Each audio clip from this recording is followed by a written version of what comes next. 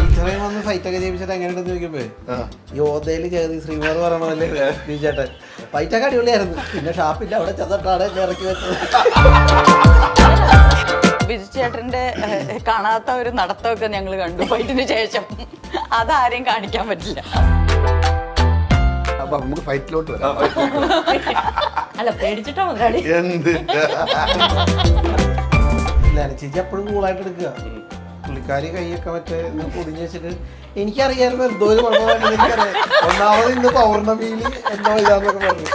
അത് കിട്ടിയിട്ടേ ആ ഷേക്ക് നമ്മള് കാണിക്കണ്ട, അത് വന്നോളും. എനിക്ക് തോന്നുന്നു പീറ്റർ ഹെൻ രണ്ടും കൽപ്പിച്ചു വന്നതാണ്. എന്തായാലും ഇവന്മാർ ഇത്രയും റിയലിസ്റ്റിക് സിനിമ എടുക്കുമെങ്കിൽ ഞാൻ റിയലിസ്റ്റിക് ഫൈറ്റും എന്താന്ന് കാണിച്ചു തരാമെന്ന്. ടിനിച്ചാണ് അങ്ങനെ വിളിക്കുന്ന ബോൺ ആക്ടർ എന്നാണ്. എപ്പോഴും ബോൺ ഓടിയുള്ളൂ. ഒരു ഫൈറ്റിൽ സാധാരണഗതിയിൽ ഒരാളെ ഇടിക്കുന്ന സമയത്ത് ബാക്കി ഗുണ്ടകൾ വെയിറ്റ് ചെയ്യുള്ളൂ. ഇത് കഴിയാണ്ട് ഒരാൾ ഇങ്ങനെ വരില്ലല്ലോ.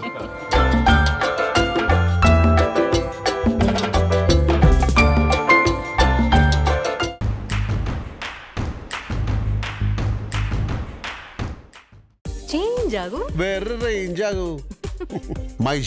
മൈജി ഫ്യൂച്ചർ IELTS ഇനി റിസൾട്ട് ഉള്ളിടത്ത് പഠിക്കാം. Neethu's academy, the best language academy in Kerala. നമസ്കാരം. പുത്തൻ സിനിമയുടെ വിശേഷങ്ങൾ പങ്കുവയ്ക്കാൻ 4 അതിഥികൾ, 4 പേർക്കും സ്വാഗതം. അല്ല നമസ്കാരം. നമസ്കാരം. നമസ്കാരം പ്രത്യേകതയായി. അല്ല അതല്ല ഒന്ന് വിളിച്ചാൽ ഇടിയൻ ചന്തു നിൽക്കുകയാണ് അല്ലേ? നമ്മള് കൊറേ ആയി കണ്ടിട്ട്. ഇപ്പൊ നമ്മൾ ഭാഗ്യം. എന്തൊരു സുഖമായിരുന്നു അറിയോ. ഞാൻ ഇത്രയും സമാധാനം ജീവിതത്തിൽ അറിഞ്ഞിട്ടില്ല. ചിരിക്കണ ഭയങ്കര ചിരിയായില്ല. എല്ലാവരും മാറി മാറി നീട്ടമൊക്കെ ഉണ്ടായിരുന്നു അല്ലേ? പിന്നല്ലാതെ ഇതൊക്കെ കട്ട് ചെയ്ത് കളി. ആ ഒരു പരിപാടി നമുക്കില്ല കേട്ടോ. ആ ഒരു പരിപാടി ഇല്ല. ഇന്ന് വരെ അങ്ങനെ കട്ട് ചെയ്ത് കളഞ്ഞ പരിപാടിയില്ല. ശുഭാഗ്യം. സുഖം, പരമസുഖം. ഒരു അർത്ഥം വെച്ചുള്ള സംസാരം പോലെയാണെന്ന് എനിക്ക് തോന്നുന്നു. വിഷ്ണു അങ്ങനെ തോന്നുന്നുണ്ടോ? ഇല്ലല്ലോ. എപ്പോഴും ഇങ്ങനെയല്ലേ.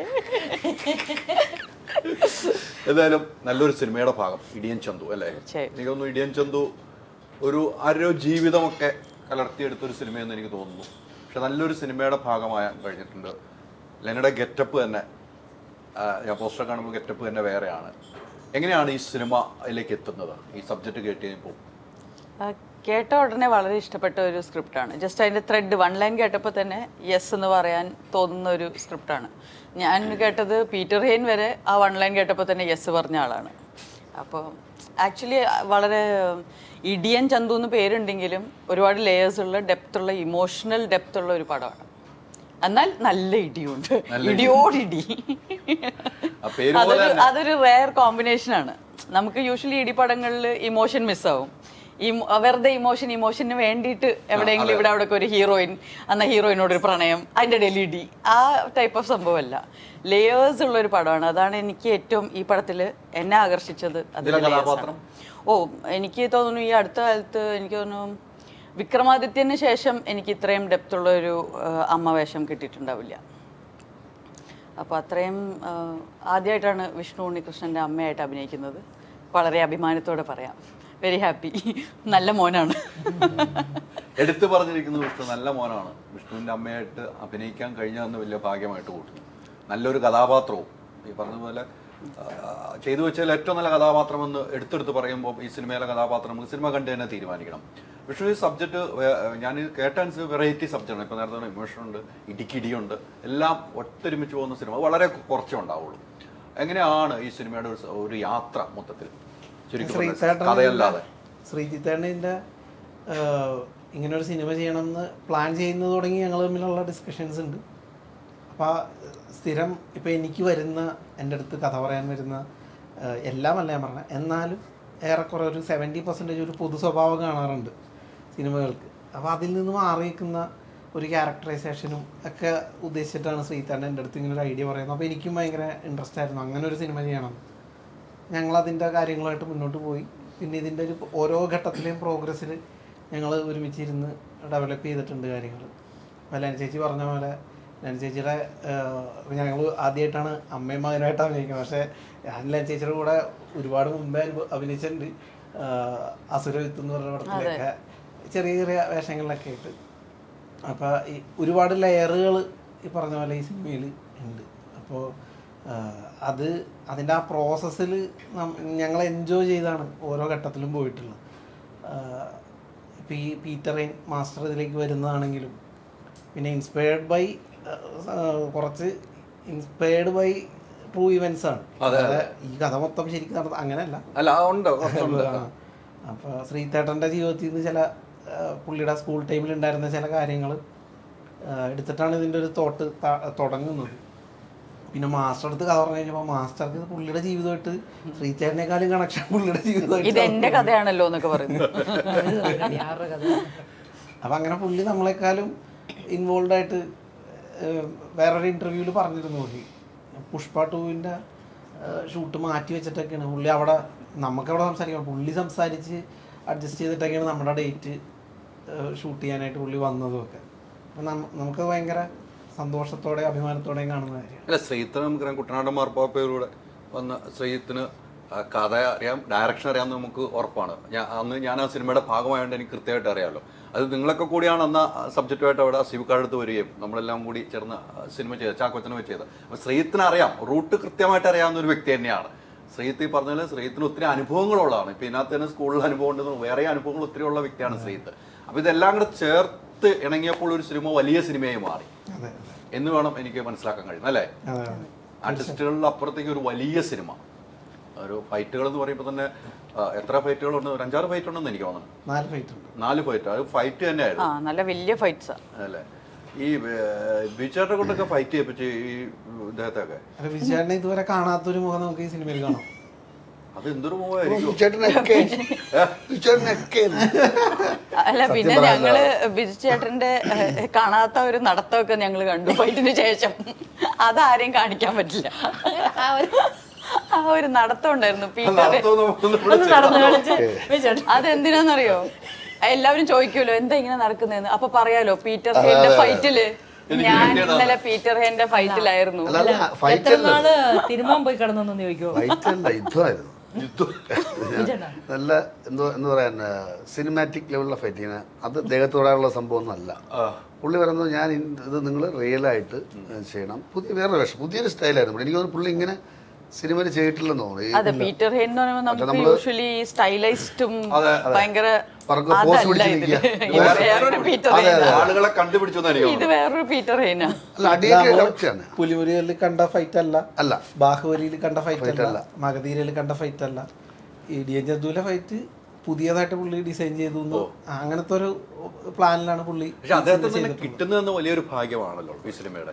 തീർച്ചയായിട്ടും അദ്ദേഹം എന്ന് പറയുമ്പോൾ തന്നെ പ്രേക്ഷകർ ഒത്തിരി പ്രതീക്ഷയോടുകൂടി ആയിരിക്കുമല്ലോ. അല്ല, നമ്മളെ പുള്ളിനെ സമീപിക്കുമ്പോഴും നമ്മുടെ മനസ്സിൽ പുള്ളി ഇത് എങ്ങനെ എക്സിക്യൂട്ട് ചെയ്യും എന്നുള്ളതിന് നമ്മൾ കണ്ടിട്ടുള്ള പുള്ളി ബാഹുബലിയിൽ അത്ര 1000 പേരെ വെച്ചിട്ടുള്ള ഫൈറ്റ് ചെയ്ത ആളാണ്. അപ്പോൾ ഇതിന് അതിലെ പോലെ ആയിരിക്കുമോ, അങ്ങനെയാണോ ഇങ്ങനെയാണോ എന്ന് നമുക്കൊരു ധാരണയില്ല. അപ്പോൾ പുള്ളി വന്നിട്ട് നമ്മളായിട്ട് ഇരുന്ന് പ്ലാൻ ചെയ്യുമ്പോൾ തുടങ്ങി നമുക്ക് ഭയങ്കര എക്സൈറ്റഡ് ആയി. കാരണം പുള്ളി ഓരോ സിനിമയ്ക്കും ഓരോ തരത്തിലാണ് ഓരോ ഫൈറ്റും കൺസീവ് ചെയ്യാറും അത് എക്സിക്യൂട്ട് ചെയ്യുന്നതും. ഇതിലും ചെയ്തിരിക്കുന്നത് പുതിയൊരു രീതിയിലാണ്. അതായത് ഒരു ഫൈറ്റിൽ സാധാരണഗതിയിൽ ഒരാളെ ഇടിക്കുന്ന സമയത്ത് ബാക്കി ഗുണ്ടകൾ വെയിറ്റ് ചെയ്യുമല്ലോ, ഇത് കഴിയാണ്ട് ഒരാൾ ഇങ്ങോട്ട് വരില്ലല്ലോ. എല്ലാവരും കൂടെ വന്നാൽ നമുക്ക് ചെയ്യാൻ പറ്റില്ലല്ലോ, അത് ഷൂട്ട് ചെയ്യാനും പാടാണ്. പക്ഷേ ഇതെല്ലാവരും കൂടെ എനിക്ക് വന്നു. അങ്ങനെയാണ് ഇതിലെ ക്ലൈമാക്സ് ഫൈറ്റ്.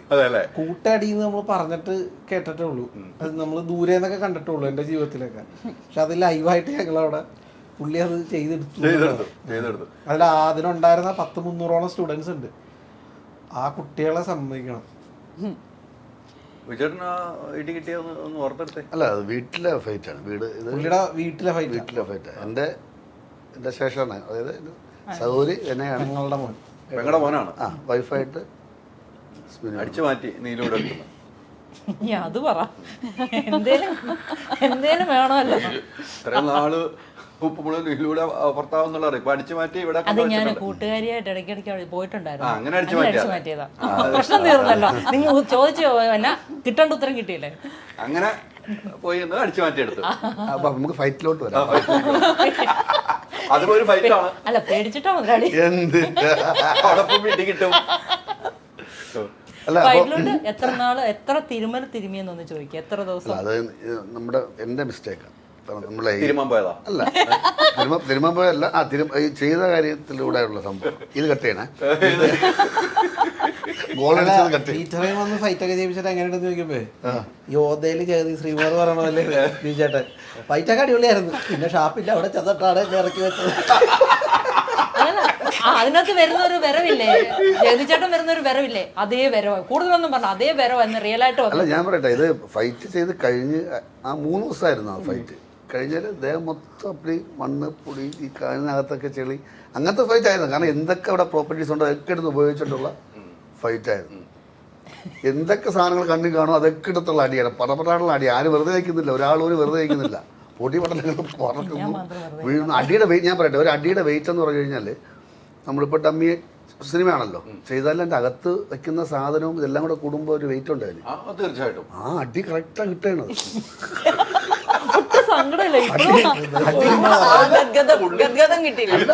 അടി കിട്ടിയിട്ടേ ആ ഷേക്ക് നമ്മള് കാണിക്കണ്ട, അത് വന്നോളും. ഓർക്കുമ്പോ തന്നെ സങ്കടം മുഖത്തുണ്ട്. അങ്ങനെ അത്ര ഒരുപാട് അത്ര ഒരടിയല്ല ആലോചിച്ചോളൂ. കിച്ചു ബ്രോയുടെ അടുത്ത് പറഞ്ഞപ്പോഴേ ചേട്ടന് 3 ദിവസമല്ലേ 10 ദിവസം എന്നാ ഇപ്പൊ നമുക്ക് മെയിൻ മറ്റു സാധനം പറഞ്ഞു കൊടുത്താലോ? എന്റെ കാര്യം പറയൂ. അത് ഞാൻ പറയട്ടെ. ആരെയും പറയാം.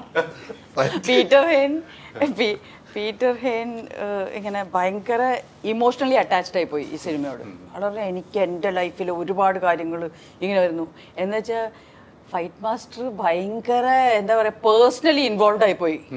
അപ്പൊ ചെറിയ ചെറിയ കാര്യങ്ങൾ നമ്മൾ വിചാരിക്കും ഇതൊന്നും ഫൈറ്റ് മാസ്റ്റർ ചെയ്യുന്നതായിരിക്കില്ല, ഇതൊക്കെ ഡയറക്ടർ പറഞ്ഞ് നമ്മളിങ്ങനെ എങ്ങനെയെങ്കിലൊക്കെ ഒപ്പിച്ച് കൂട്ടി എന്ന് വിചാരിച്ച കാര്യങ്ങൾക്ക് വരെ നോ, ഡൊമസ്റ്റിക് വയലൻസ് സീക്വൻസ് അത് ഞാൻ ചെയ്യുമെന്ന് ഞാൻ പേടിച്ചു പോയി. ഒരു ദിവസം ഞങ്ങൾ എന്നെ പിക്ക് ചെയ്യാൻ വന്ന വണ്ടിയിൽ ബിജുചേട്ടനുണ്ട് ഫ്രണ്ടിൽ. ഞാൻ ചോദിച്ചാൽ എങ്ങനെയുണ്ട് പീറ്റർ ഹെയ്ൻ്റെ അടിയൊക്കെ? നന്നായിട്ടുണ്ട്. ഞാൻ പറഞ്ഞു ഇങ്ങനെ കേട്ടു മറ്റേ ഡൊമസ്റ്റിക് വയലൻസ് പുള്ളി തന്നെ എടുക്കുന്നത് ആണോ? അന്ന് പിന്നെ നന്നായിരുന്നു. അവിടെ എത്തി അല്ല ഞാനും അങ്ങനെ സമ്മതിക്കത്തില്ല. അത് ഞാൻ നോക്കിയിട്ടേ നിൽക്കുള്ളൂ. ഞാൻ നോക്കും, അല്ലാതെ ഞാനൊന്നും മാറിക്ക് നിൽക്കും. ഇവരുടെയൊക്കെ കഥ കേട്ടിട്ടേ നടക്കാനൊന്നും വയ്യാതെയാ വരുന്നത്. അപ്പൊ ഞാൻ ചെന്ന് അന്ന് ആദ്യത്തെ ദിവസം ഗംഭീര സീക്വൻസ് ആണ്. എനിക്ക് തോന്നുന്നു മലയാള സിനിമയിൽ അതുപോലത്തെ ഒരു സീക്വൻസ് നമ്മൾ കണ്ടിട്ടുണ്ടാവില്ല. പക്ഷെ ഈ പറഞ്ഞ എല്ലാം റിയലാണ്. എൻ്റെ കൈ ഒടിഞ്ഞു. 1 മാസം കൈ പ്ലാസ്റ്ററിൽ ആയിട്ടിരുന്നു. ഞാൻ നേരെ ലൊക്കേഷൻ അതെ സന്തോഷം കണ്ടോ? ഇപ്പൊ മനസ്സിലായോ ഞാൻ തുടക്കത്തിൽ ഞാൻ പറഞ്ഞ ഓർമ്മയുണ്ടോ? എന്തൊരു സുഖമായിരുന്നു നിങ്ങളെ കുറെ നാള് കാണാണ്ടിരുന്നപ്പോ. ഞങ്ങള് തമ്മിൽ കുറെ കൈ ഒടിഞ്ഞു എന്ന് പറഞ്ഞ വഴിക്ക് ആ സന്തോഷം കണ്ടോ വന്നത്? 1 മാസം അല്ല ചിരിച്ചെങ്കിൽ നമ്മള് കിട്ടാതെ പൊട്ടി ചിരിച്ച് തൊടയിലടിച്ചടിച്ച് അല്ല ആദ്യത്തെ ദിവസം കാറല്ലേ വലിയ ഗമയിലിരുന്ന ആള് പിറ്റേ ദിവസം. പിന്നെ ഞാൻ ഇനി ആ ഫോട്ടോ ഇറക്കാം. ഞങ്ങളുടെ ഫോട്ടോ ഉണ്ട് തരാട്ടോ. ഇവരുടെ കയ്യിലുണ്ട്. നമ്മുടെ ഫോട്ടോഗ്രാഫർ എടുത്ത ഫോട്ടോ ഉണ്ട്. അതെ, അതുകൊണ്ടാണ് ഞങ്ങൾ ഇതുവരെ പുറത്ത് പറയാതിരുന്നത്. 1 മാസം കൈ ഒടിഞ്ഞ് നല്ല സുഖമായിട്ടിരുന്നു. അല്ല അതിങ്ങനെ വരുന്നതാവുള്ളൂ. അല്ല നമ്മളിപ്പോ ആ കഥ പറയുമ്പോ ഇപ്പൊ അത് തമാശയാണ്. അന്ന് ഇവര് ഞെട്ടിപ്പോയി. അന്ന് നമ്മളെല്ലാരും ടെൻഷൻ. കാരണം എന്നെ തലേ ദിവസം ഉപദേശിച്ചാണ് ഫൈറ്റൊക്കെ നോക്കി ചെയ്തോളൂ അതാണ് ഇതൊക്കെ പറഞ്ഞ. ഞങ്ങൾ വന്നിട്ട് ഹോസ്പിറ്റലിൽ ചെന്ന് നിൽക്കാണ്. എല്ലാരും ചേച്ചി എപ്പോഴും കൂളായിട്ട് എടുക്കുക.